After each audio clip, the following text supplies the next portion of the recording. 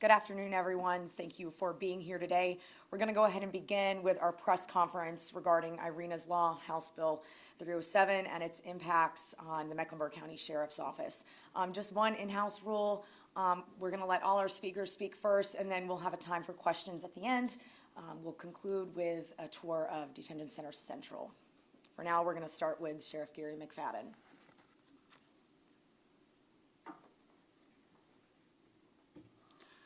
Well, good morning. We're glad that everyone came out to listen to us talk about this new law, Iryna's Law, in House Bill 307. This is a tragedy in our city, but it is one of the tragedies that has been highlighted all over the U.S. But it's hard to have those conversations with the other parents who've lost their children just to the same violence that Iryna lost her life. And we believe that the only reason that this caught national attention is because it was caught on video and it was displayed across the United States. And our local politicians at that time saw it was a political agenda, or they could highlight her as a refugee and not an immigrant. And this is why they created Iryna's Law. I'm going to be very brief about this, and we can get into discussions later. This law will cause our detention center numbers to rise. We will have more people staying inside a detention center at a longer stay than normally, because it attacks the new bond referendum or the bond referendum, and it attacks also the discretion that the magistrates and the judge has on releasing people. The behind the scenes thing that you did not see is that our magistrates were attacked violently, verbally, when I say violently, on social media, and they lived in fear for many days. And we took additional measures to protect them because of the violent nature of social media and parts of other media, and also just the violence that they received just personally. And so they live in fear now, and I have to say that because for an entire day, we had to talk to the magistrates on how to live safely, how to travel safely, and in the middle of all of that, they were concerned after the shooting of Charlie Kirk, because they said to me, well, what if they shoot me because of this? And so they're going to be more cautious and reluctant to allow people to be released. And we know that the law has now provided other guidelines for certain people not to be released. So it will increase our capacity here at the detention center. Looking at the numbers, our capacity has been the highest since I have been sheriff. I think today we're at 619, and we have seen it as high as 1650 or 1620 in the high mid 1600s. And so that's unexpected. Now, when we're talking about the length of stay, don't get confused, the length of stay and the average stay. Because when you're talking about the average stay, of course, people say, well, the average stay is so-and-so. Well, I can tell you that people who have been housed here inside the Mecklenburg County Detention Center have been waiting to go to trial for a minimum of 4 to 5 years. And we still have those numbers. They've been waiting 4 or 5 years. And so when we're talking about that, those people are going to be remaining here on top of the other issues that we have. So when we're talking about Iryna's Law, the main thing that everybody talks about is mental health, mental health, mental health, and this young man's mental health at the time that he was arrested. Well, looking at our numbers, we had 618 people diagnosed with the same thing that he was diagnosed with: schizophrenia and a bipolar disorder. But yet he was released like everybody else was released. We have to understand that the release comes after everyone has met all the conditions of their bond. You hear some politicians say Sheriff McFadden is releasing them. Sheriff McFadden is releasing them. He's releasing them. Well, we only release people after we receive an order from a judicial official ordering us to release that person after they have met all the conditions of their bond. So it's not up to the sheriff solely to release people. Of course, we do release them after we receive the notification, but we don't release them on what we believe they should be released on. So we don't make sure we get that clear. And so when we're talking about mental health, you should be proud of your sheriff's office. Most of you all say, well, the sheriff's office does this and that. Well, we started mental health 1 year after I got here. So in 2019, we opened the first behavioral health in North Carolina inside of a detention center. After that year passed, we opened the detention center for women for behavioral health. So we've been dealing with behavioral health way before Iryna's laws and way before everybody thought that it was a popular conversation. So in 2018, we had a pod for men. 2020, in the middle of COVID, we opened a female pod for females. And so if you haven't kept up with it, we have a program called the RISE program. In 2022, North Carolina came to me and said, Sheriff, we want you to experiment with the RISE program, restoring individually, safely, and effectively back to where they can proceed to court. Because you're going to hear the term incapable to proceed, ITP, and you may see that, ITP, incapable to proceed. That means a defendant cannot assist his lawyer in his preparation to go to court. So they remain here. Because of that, we created a RISE program where we had a 25-bed unit that takes care, we believe that takes care of that problem, because we are restoring people back to where they can proceed in court. That program has also been successful, so successful that the state of North Carolina came back to the sheriff's office again and said, Sheriff McFadden, can we increase the RISE program? And we did. So the new RISE program that we have now, and I call it RISE 5.0, the sheriff's office here, Mecklenburg County, now services 36 other sheriff's offices in the state. We only have 100 sheriff's offices in the state of North Carolina. So Mecklenburg County will now have the ability to service 36 other sheriff's offices across the state when we talk about mental health capacity. What does that mean? A sheriff's office may say, well, because of 307, and like I said to the city council, because of 307, if I was another sheriff's office, I would say, well, sure, this is not going to cause me a problem because all I'm going to do is send my people to Mecklenburg County because we have a contract with them that I can send my people to Mecklenburg County for services of mental health. So 36 other sheriff's offices. There were 2 other sheriff's offices that also supposed to be with me, Pitt County and Wake County, which I am the western part of North Carolina. Wake is the middle part, and Pitt is the eastern part. And so Pitt County is only going to service anyone that's in the Cherry Hospital community. Don't know what that really means, but if they're not being serviced under Cherry Hospital, Pitt County is not going to provide them services. Wake County is only going to provide services in Wake County. That means anybody in Wake County can come to the Wake County facility and get the same services that they would get here in the Mecklenburg County. So we're dealing with 36 other counties. This weekend I looked at people asking, other sheriff's office asking how can they be a part of it, which we will take them if they're in the 36th county. But also during that time I saw where Orange County, which is near Raleigh, Wake County, asking can we provide for them. So what does that mean in a nutshell? That we're going to be bombarded with a lot of requests for us to service other people. Will that put a strain on my staff? Absolutely.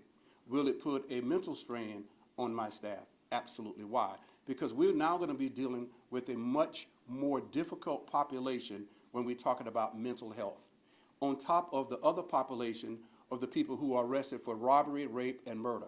All these people are still going to be housed here at the detention center. So when people say, well, is that going to cause a problem for your staff? Of course it is. Why? Because my staff is now going to be subject to having to deal with people with much more mental health problems than we had in the past. Or we're going to be dealing with families who will not understand why their loved ones are not being released.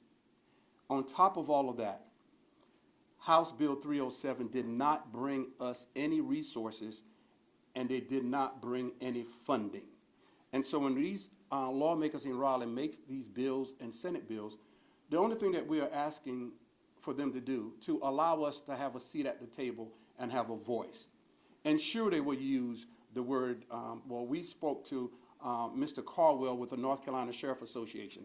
Well, Mr. Caldwell is an absolutely great individual, and I admire him greatly. But I think talking to the actual sheriffs that will be working with these actual people will be better to say, what will you face, how will you face it, and what do you need? And I think that would have been a better conversation. And as we always say, communication, collaboration, and cooperation is all that we're asking. We cannot back away from this bill.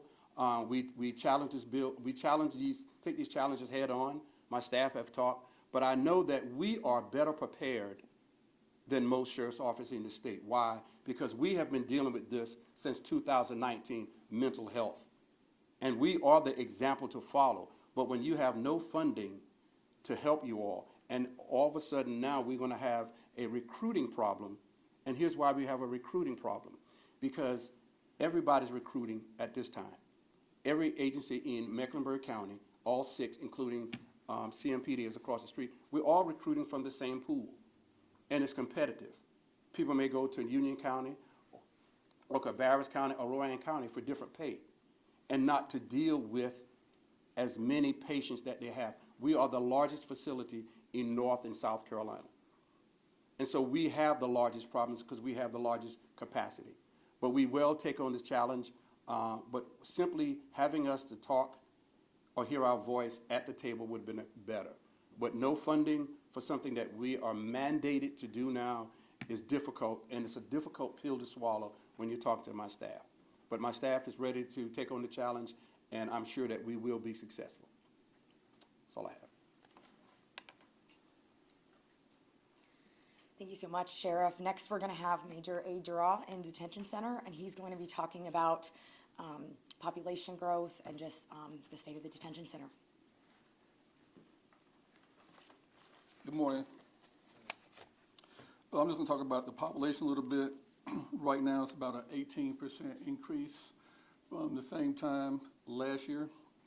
Our numbers, like the sheriff said, was 1619 today, which means that we also have about 97 people on stack of bunks. Some of the operational challenges we have is more residents place pressure on the housing units. We need to provide more medical care, more food, more laundry, and all the other daily operations. Overcrowding also reduces efficiency and raises the risk of incidents, making it harder to maintain order. As far as morale goes, everyone that's working here still has good morale, but when the resident population rises, staff demand rise with it. We are without additional personnel, the burdens falls on those that are already here. So right now, of course, we're doing mandatory overtime, but this will probably end in January. And it causes fatigue and stress, which can erode morale, which is why recognition, support, and clear communication are critical to maintaining good morale. And that's one of the reasons why we're always recruiting people to help get better people in here and make it a little bit better. Safety and security, overcrowding increases tension among residents, which can also escalate into conflict. So we teach our staff to remain vigilant, but vigilance alone is not enough. We need funding for more training, technology, to meet these challenges head on. Community connections, the detention center reflects the community it serves. As diversity grows, so do the needs of those in our custody. Our mission is not only to contain, but also rehabilitate and prepare individuals to re-enter society. In closing, I would just like to say, we do have a population growth, and that's inevitable, but our response defines our leadership by advocating for resources, embracing innovation, and supporting one another. We will ensure the facility remains safe, fair, and resilient. Thank you. Next, we'll have Major R. Abey. He's going to be discussing safety concerns, as well as just some of the operational delays. Good afternoon. Major Robert Abey, I oversee arrest processing and operations and arrest processing. What we can expect in arrest processing are pretty significant delays. So HB 307 has added responsibilities, increasing responsibilities of the magistrates, and they already have a workload that's pretty cumbersome as it is, so the delays are going to affect us. Arrest processing is a processing facility. We're not meant to hold a lot of people at one time. So when it backs up in there, it gets dangerous. We're short-staffed as well. Staffing is a concern. As Major Dura said, morale is always going to be a concern. But we're dealing with people at a very volatile time. And when you put people that we're dealing at a volatile time, and a lot of them in a little area, it can get dangerous. It can get dangerous for our staff, it can get dangerous for them. So arrest processing, the overcrowding is going to be a concern for us. And unfortunately, the magistrates, they can't do anything about their workload. We can't do anything about their workload, but they're just going to have to work through it. In addition, arrest processing, the delays in arrest processing can hinder time-sensitive cases such as DWIs, drive-while impaired cases. Those are very time-sensitive for various reasons. Our goal is to get them in and out of arrest processing as quickly as possible, and if there's delays, we have issues with that. We have concerns with that. We don't want to see cases get thrown out in court on somebody that was arrested for a DWI simply because it just took too long to process them. With that being said, the portion of HB 307, we're fortunate when it deals with mental health, has actually been postponed till December 2026. When that goes into place, we're looking at a whole different nightmare when it comes to arresting, officers arresting people coming into the facility. That's going to require them to testify due to the behavior of the person, considering their mental health. And basically, the magistrates are going to have to determine whether they need to go for an involuntary commitment or go to the hospital to be checked out for the mental health. We're talking about significant delays in the process when that takes place. Our main goal in arrest processing, honestly, is to get our officers, our deputies back out on the streets, back in their zones, back in their divisions for emergency response, for public safety. And we can't do that if they're in arrest processing waiting to see the magistrate, unfortunately. I do think this is going to be a negative impact on our sheriff's office. I also think there'll be a negative impacts on other agencies that we experience, our other user agencies, especially those ones that are smaller. Because when they only have a few people on their shifts, on their divisions, in their divisions, and they're sitting in arrest process and processing arrest, they're not on the streets where they really should be. That's all I have. And finally, we will hear from Tanisha Pakanayeva, Mental Health Director. She's going to be talking about what it is her division does, just preparations for the backlogs, as well as treatment options.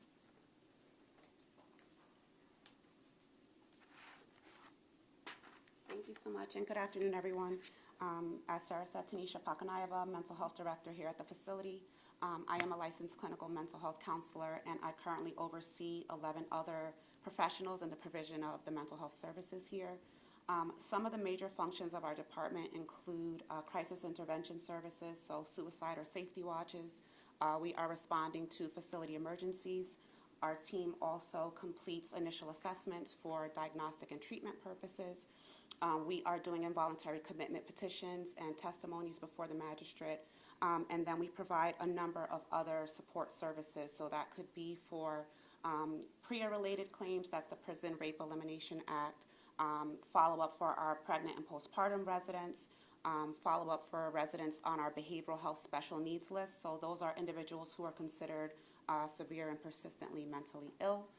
We conduct what we call special management housing rounds, in addition to a number of other things. As the sheriff said, our company oversees the behavioral health unit, so that is a 90-day mental health program that residents can come into. And then in October of this year, we did begin providing support in our medication-assisted treatment program, or the MAT program, by way of screenings, counseling, peer support, and pre-release planning. So our department does a wide range of things here in the facility. At present, with the numbers as is, approximately 40% of our residents present with a mental health diagnosis. And I would say that that number is low. Not every resident that comes into the facility is capable of saying, hey, I consent to treatment, and is willing to engage with us. So there are currently people here in our facility that won't engage, but our team is very much aware that they have mental health needs.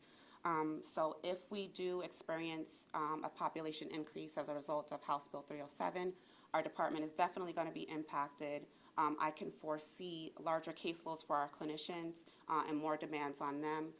Right now, we have 3 full-time facility clinicians, and they do a lot on the day-to-day, so we can just see that going up. We anticipate a potential rise in the types of crises and the number of crises we're responding to in the facility. And then we do anticipate some backlogs and delays. So right now, we try to afford our residents timely mental health care within certain deadlines, but an increase in population would mean that it may take a little bit longer for us to get to those things. Of greatest concern for our department is how we will manage individuals who come into the facility and they're not able to engage with our on-site treatment team in a meaningful way. So right now, we are relying on the involuntary commitment process to support and service those residents, but right now, we have issues with that process. So our community hospitals are often limited with bed space. Our community hospitals do not have the ability to house and treat individuals with violent histories and charges. So that's already a challenge. So I can only imagine with larger numbers here how that challenge is going to grow. Over the last 60 days, our department has done what we can as best as we can to prepare for some changes that may arise as a result of the new bill.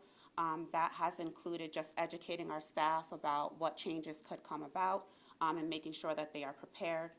We have prepared our staff who work on what we call the program side, so they are in the behavioral health units, making sure that they are trained and prepared to work on our facility side, so responding to crises, helping with initial assessments.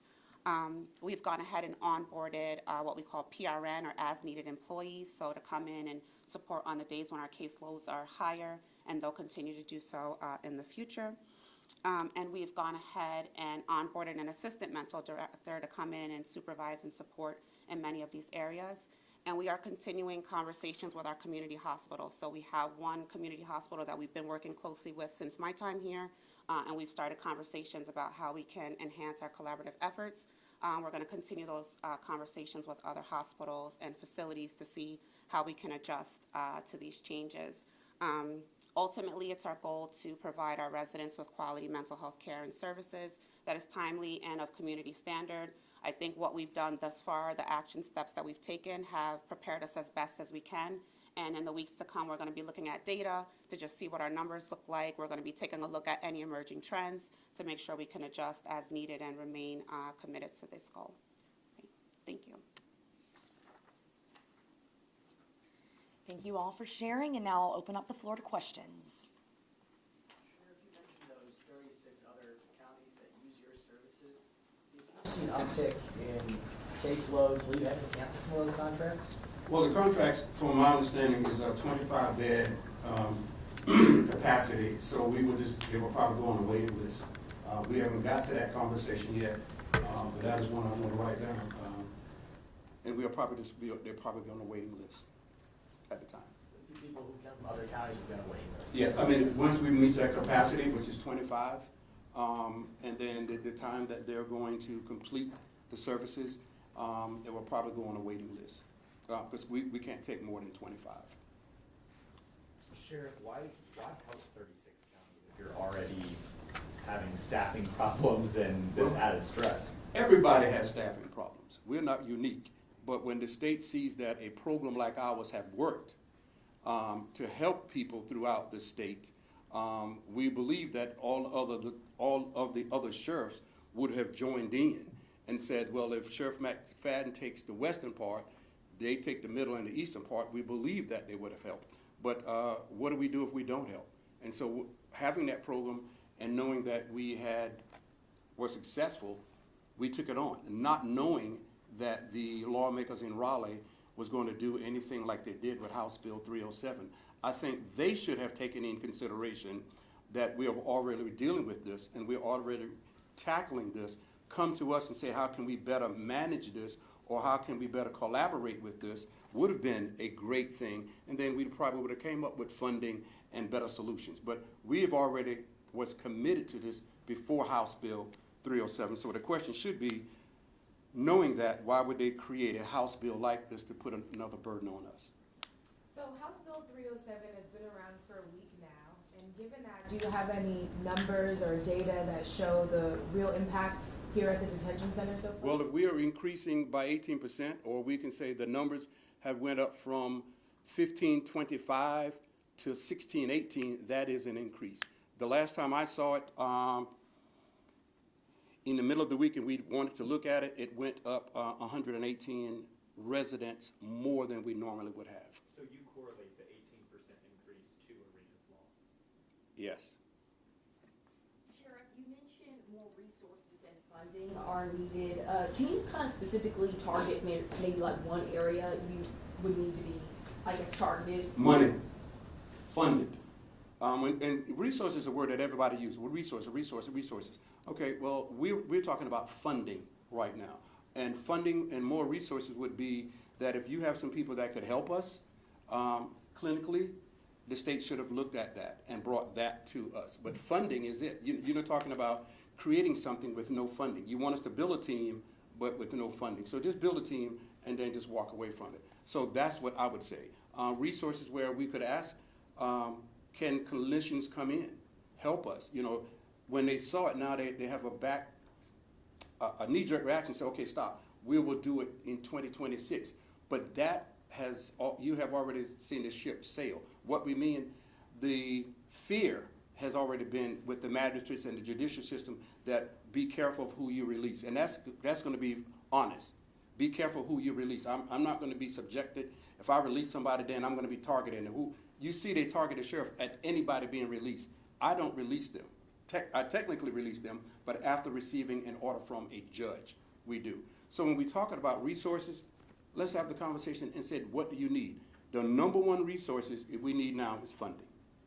Because the beds, you know, when you have more people, you still have to house them, feed them, and service them.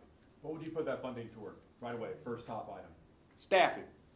Better pay for staffing, more staffing for my facility.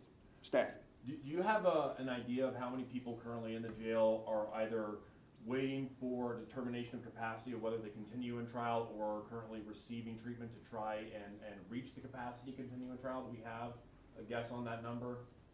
You said like 40% have a mental health diagnosis, but obviously within the court system there's kind of a distinction. Yeah, I don't have that information at this time. But I mean, you think about if maybe staffing would, back to your question, maybe staffing would bring somebody in to evaluate all those people inside a detention center. But again, you're going to have to talk about where they are willing to engage with us, willing to engage in saying, yes, I have a problem. No, I don't have a problem. That would be a resource that we'd act to bring some people in and let them go through and say, well, Mecklenburg County has, 60 people that need, treatment. That would be another resource that we would ask for. That 18% is year over year, correct? Excuse me? The 18% number, that's from last year to this year. That would be, Yes, ma'am. So that would, and this law is only in place a week. So are there other factors that are driving that population? poverty, mental health, education, nutrition, time of year. Everybody knows this time of year, people commit crimes. Why? Because they're at the end wits. They need stuff. Not homeless people at the houses, sometimes they commit the petty crime to come inside. Mental health. People promise each other things by this year. Stress, divorce, SNAP, immigration. All of this causes us to go into a crisis. And so crisis causes crime also, and those crimes come inside. Major, I know you were talking about the arrest processing. On average, like in this past week since this new law has taken effect, how many people are in that small area at a time on average? I mean, are we talking 20 to 30 people packed in there? And can you give the public some insight on how arrest processing works? Somebody's arrested, brought in, what goes on there? I know we're going to see it, but... Yeah, arrest processing, it kind of varies. I mean, depends on the day, time of the week, weather affects it. I mean, it's been kind of rainy, so we're a little slow today, which is good. So yeah, we can get a lot. Sometimes we can have almost all the seats filled. It just depends. It fluctuates. With arrest processing, basically they come in, they're going to get evaluated by a nurse to make sure that they're okay to be there. Right? Our first and foremost concern is some safety. They'll get evaluated by a nurse. They get searched to make sure they don't have any items coming into our facility they're not supposed to have, and they get processed, fingerprinted, photographed. And our main goal is obviously to get them to the magistrate, get them to a judicial official so they can get their conditions of release expeditiously. So once they get their conditions of release, then we know what to go move forward through there. What we have noticed, and you talk about the trend since we've actually noticed the increase since September after the event. Looking at the trend lines of how many people what we call booked is when they come through the entire process and they actually get dressed in and taken upstairs to the detention center.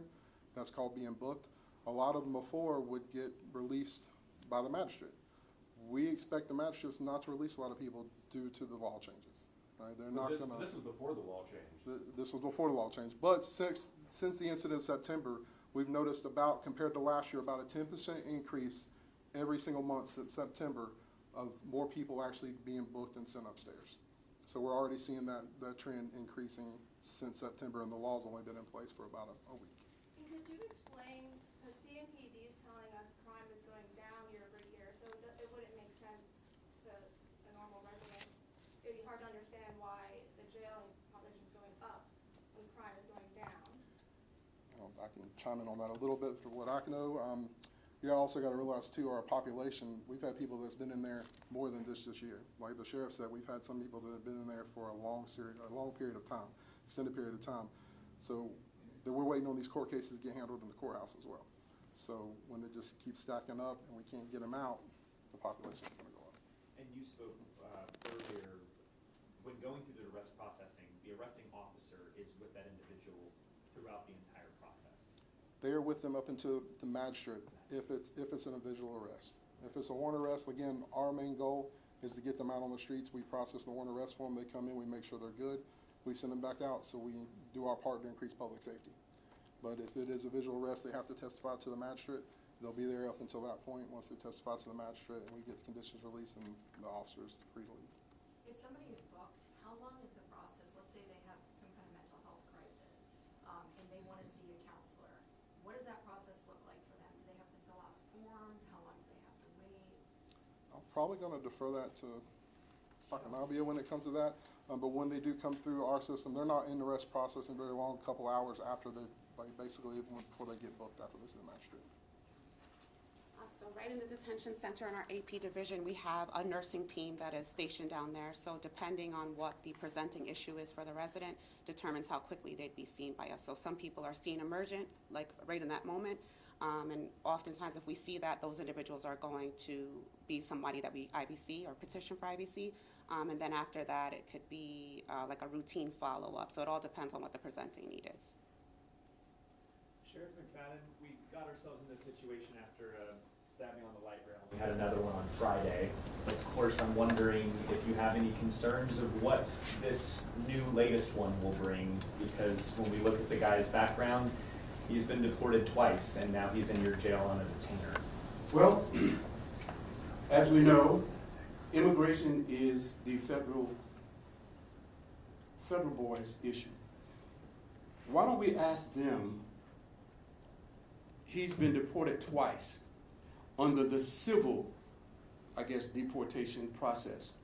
You probably need to ask them, why haven't they charged him with a criminal aspect of this offense? He's here now. Why don't they start the proceeding of, I can't tell them what to do. I know people say, well, Sheriff, you can't tell them what to do. I can't. I can only suggest what they do. A detainer through House Bill HB 13 versus a criminal charge of re-entry after deportation, which would be my best choice if you had to ask them that. Am I concerned about that? You know, we're still looking into that. I don't know if the person was actually on the light rail or off the light rail, but simply just mentioning the light rail make it to be national news. When anyone is stabbed in my city, hurt, shot, killed, yes, I'm concerned. I have to be concerned because it's in the city that, you know, I am a part of.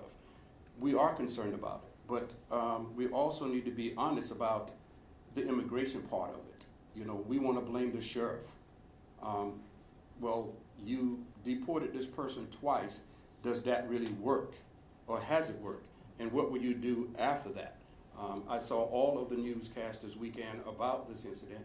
And so we're prepared to listen, and we're prepared to receive any documentation that DHS and ICE presents to us.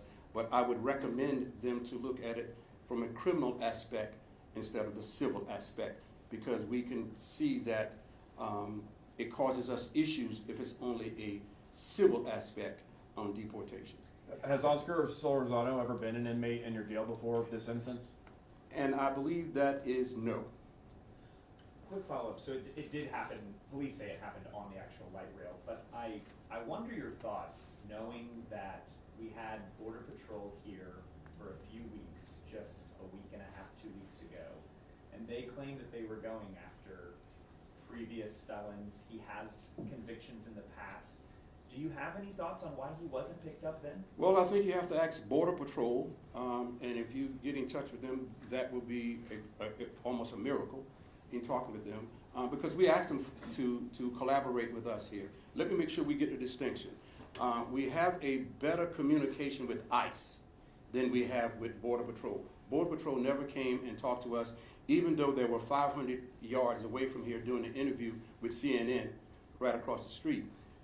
We don't know. So what we would have liked to do, and people believe that to make these cities safer, and these are the questions I think you should ask them. You know, from my reading this weekend, a lot of these people being picked up do not have a criminal record. If they want to make Mecklenburg County safer, we have what they call a repository of warrants, and they may show you that today. We have hundreds of warrants. If you want to say, let's take your first 100 most violent criminals that are wanted, and we search for them in a combined effort with DHS and ICE, that would have been a better move. Simply coming to terrorize the city and taking away people that we don't even know who they are. We don't know anything about the numbers, but we always shift the sheriff about the sheriff. Well, I think this is the time to ask ICE, can you provide us who was arrested and provide us if they had a criminal history or if they are targeted.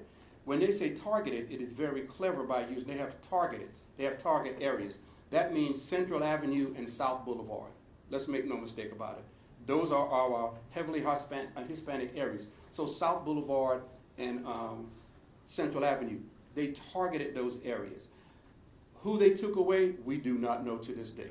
They did not bring anybody to the Mecklenburg County Detention Center. Secretary Noem, in her press release, says that this county has a history of not cooperating with ICE. What is your response to that, and will you honor this detainer for Oscar Solorzano? Okay, let me go with the cooperation first. We cooperate with DHS, we cooperate with any federal law enforcement agency if they want to cooperate with us.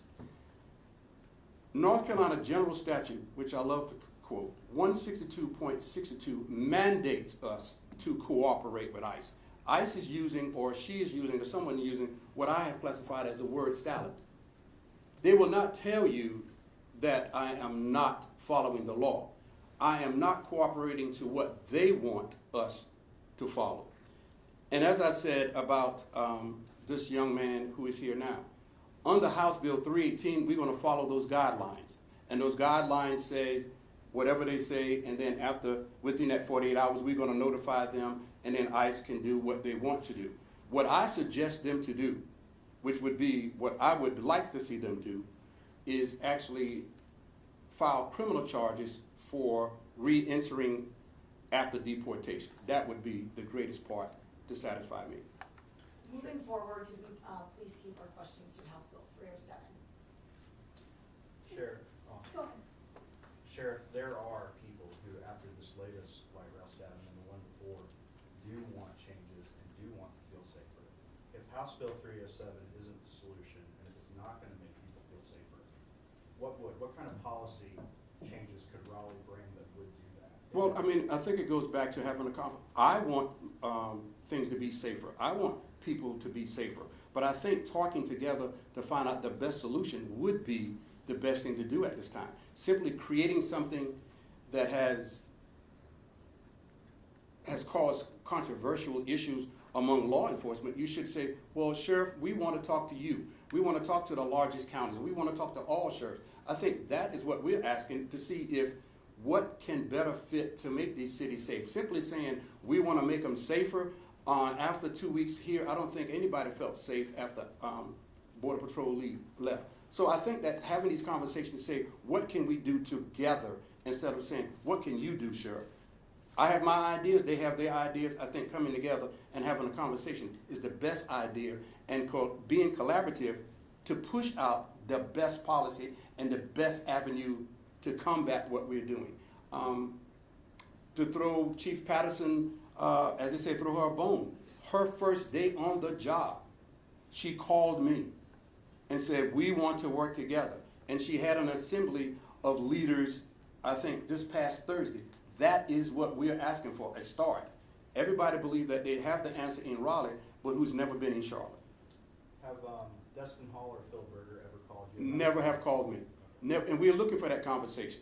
And the same thing with the FOP. You know, they're saying they want to talk to us. Well, my office has never moved. So we need to have these conversations. The reason I said I want to distinguish the difference between ICE and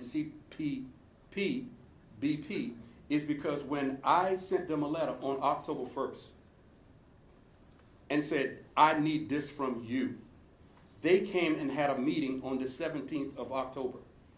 We came to agreement. This is how you could operate if you choose to within the Mecklenburg County Courthouse grounds or the detention center, and they have been great on going through this protocol as we laid it out. That's all we're asking, to have a conversation. You've reached out to Phil Berger and Dustin Hall?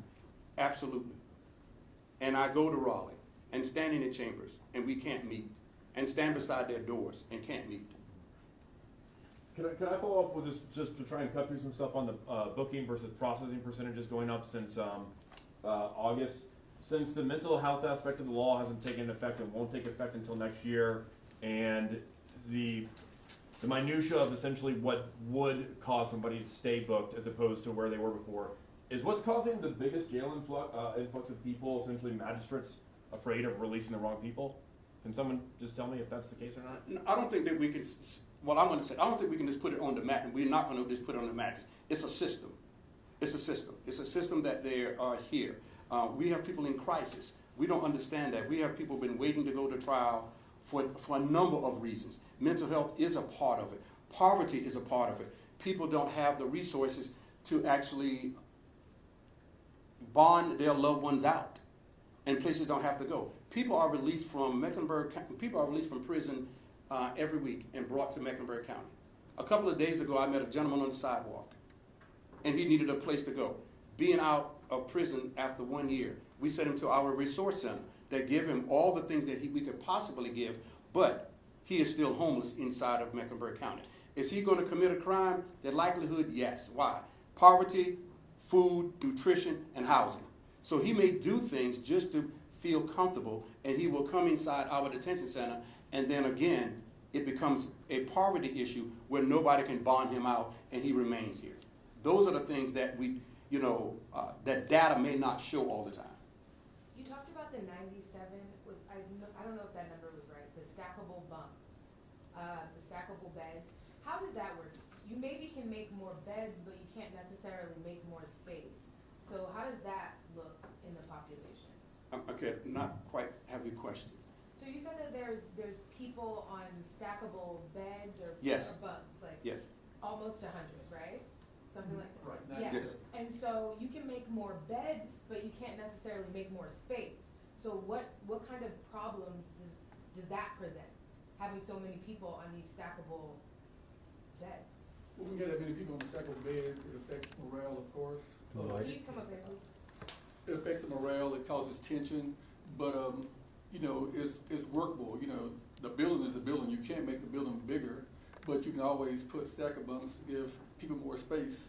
One of the other things is that we didn't talk about was, when we talk about why is the population increasing, when people get sentenced, they don't always leave the detention center, right? Because the Department of Bureau of Prisons and stuff is overcrowded. So right now we have, I think, 37 people in a backlog just to go back to prison that already been sentenced, right? We also receive people from the prisons here for writs, right? So we have people coming here and we have people that should leave. If you take last week, for instance, 3 of the most dangerous people in Mecklenburg County got sentenced to prison a week before last, but because the prisons were overcrowded, we couldn't even send them out. So it's a lot of things that affect the amount of people that are here at the detention center. It's not just the new arrestees, but it's people that are supposed to go to prison, people that come back for writs. There's a lot of things that go into that. Major, for the arrest processing, for people who may have never even stepped foot in this building, can you just give us an example of, on average, how much longer it is taking to process someone now that the law has taken effect versus before? I know there's more paperwork, there's more stuff and history to go through to the magistrate, but is it 30 more minutes? Is it an hour more? We're talking about a week's time. I honestly haven't looked at the numbers to see what that's affected. Again, like I said, with the weather, we've had a couple of days where we've been entirely slow because of the rain and the cold. And a lot of people just don't get out and they don't get arrested. That's something that we'll have to look at over time. From what I've seen, the magistrates are doing their best to get people through at this point in time. We really won't know that until we really get hit on one of those days where, a few of those days where it just keeps coming and that happens. Sheriff, could you speak a little bit about, I'm just curious if you would be in favor of this bill if it did come with the funding that you are speaking of, or are you more concerned with the actual policy of it? I would be more in favor of a bill if I'm at the table to hear what the sheriff has to, the input, and what my staff will face. I would be more in favor of that. Instead of baking a cake and then want to serve it to us, I would be in favor of a bill if I'm at the table and I'm going to say, this could happen, that could happen. Have you considered this and have you considered that? That is what I want. Sheriff, have you had staff tell you that because of this going into effect that maybe they no longer see themselves wanting to be in law enforcement? No, I've had concern from the magistrates because when we place whatever content we out into the media, it brings fear. And so we're you know, no matter who we are as professionals, we are still human. And we have families, and we go to the grocery store, and we go to the mall, and we go to have dinner. And so fear is real, and I think everybody should know that now after what happened a couple of weeks ago. And so, no, I haven't had a staff member to say, I'm not doing this. Like I said before, we kind of dealt with a lot of this when I got here about mental health. It's just that people are going to stay longer. And when people stay longer, they become agitated. And when they become agitated, their families become agitated. And then they call us with more demands. And then that call has to be received by one of my staff in the middle of another crisis. And so you have to think about this. This is a facility that have 1,600 people who have been in a crisis. And they're probably going to remain in that crisis because they are here. And their family into a crisis. Holidays bring crisis also. But I haven't had one staff member said, I'm going to leave because of that. And I hope that they won't. And I can just hope that they won't. Inside of a pod, how many deputies are there at any given time? There's one person as a supervisor of anywhere from 10 to 50 people. And I'll tell you, I have seen a couple of staff members are amazing. Well, a lot of my staff is amazing. But when you walk into a pod of 54 men, and there's a female sitting behind that that's comfortably because she's running her pod well, that gives me great joy. That's the person I want to train the other people to come in. And I think that we have to look at this from the perspective of, as you say, as my staff. How many people that my staff is going to be working with on one person and have to take care of 50 people? That is a task. But they do a great job. And I always commend these young ladies because when I walk in a pod and they are, as we say, they're running their pod, that gives me great comfort. And those people that I hope will be the trainers of the new people to come in and help us be more staff than we are now. Thank you. So does the jail have like a firm, like max capacity, and then are you concerned, I know we're on the weekend, but are you concerned that as, you know, this law stays in effect, you know, that will I'm concerned put over the top? I wish I didn't have but 100 people here. You know, anything, you think about it, anything is a crisis here. You know, I don't want to say, well, when we get 1,600, I'm going to panic. I panic every day when the numbers go up to 5 because that's somebody else that we have to deal with. There's no magic number. And when we talk about the stacker bunk, you will hear people say they're sleeping on the floor. They're not sleeping on the floor. And then we have to talk about classification, which we didn't touch on. You know, everybody just doesn't come in, and just because we got a bed open over here, we can send that person to that bed. No, it is called classifications. So because we can't put co-defendants together, or we can't put rivalry gangs together. So all of that, you have to look at it as classification. We have to be careful of who we put together. Believe it or not, sometimes we have to say, if you're from the west side, you can't put the east side together. Why? Because they could be beefing. High school's beef. And so we have to be very careful, and that becomes what we call classification, and that's why it takes a while before these people are moved to their pod areas, the selected pod areas. We can take 2 more questions. So with these, you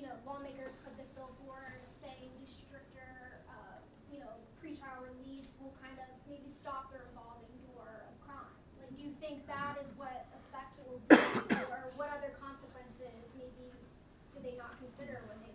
I don't think anybody has a solution to stop the revolving door of crime. We can say that candidly. The revolving door last night, I think that we received 57 people yesterday, and we released 33. So that is still a revolving door. It is always going to be a revolving door of crime. People are going to come. I have people that I now see, sadly, I talked to a family this week with a concern about a loved one here, and I asked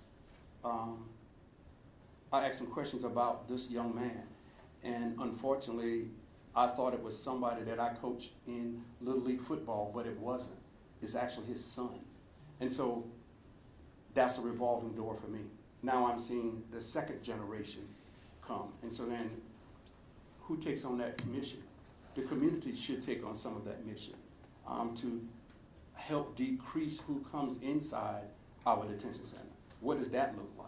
And so when we're talking about when lawmakers make these laws, the only thing that we are asking for to allow us to be heard at the table, whether you agree with it or not, at least you heard it, at least you consider it, and if you take it into account, then let's move forward.